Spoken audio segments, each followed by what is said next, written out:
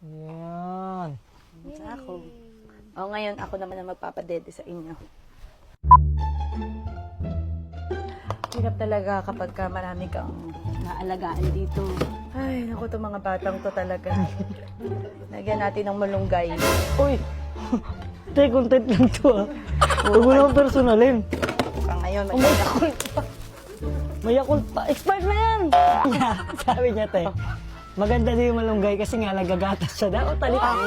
Change na. Ah, Breed. probiotics yun, gaga. Ha? Dede! May ano ka sa ano?